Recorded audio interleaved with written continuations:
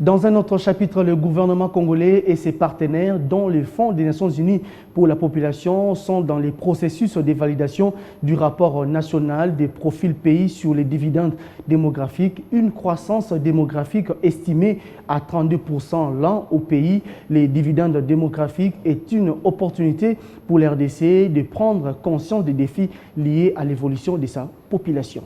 En ce qui concerne la méthodologie, la croissance démographique impacte inévitablement le développement d'un pays.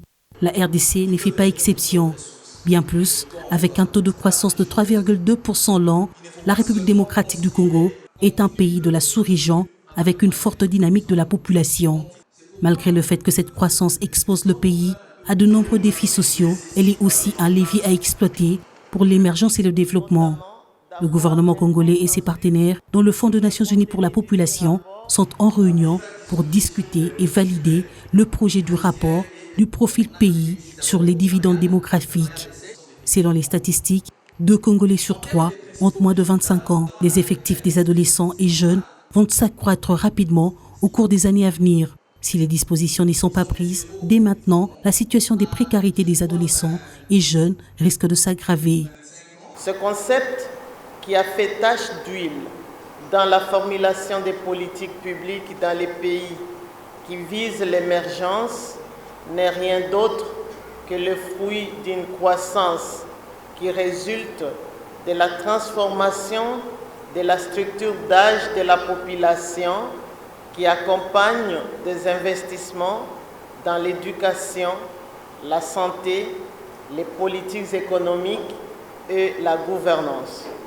L'atelier de ce jour a pour finalité d'avoir un consensus sur le contenu du dit rapport et de baliser le chemin pour la formulation des profils provinciaux et la mise en place de l'Observatoire sur les dividendes démographiques. Pour l'UNFPA, le dividende démographique est une stratégie appropriée pour écarter d'autres scénarios possibles mais non désirables, tels que la persistance des grossesses non désirées, les migrations clandestines, le chômage endémique des jeunes, des fléaux qui touchent la RDC ainsi que d'autres pays d'Afrique. On ne peut assurer l'émergence d'un pays que si l'on a une maîtrise de sa croissance démographique, ce qui veut dire faire en sorte que cette dynamique de population soit mise à profit. Cela ne veut nullement dire diminuer la population, comme on entend souvent, ou faire en sorte que la population ne se développe pas. Non.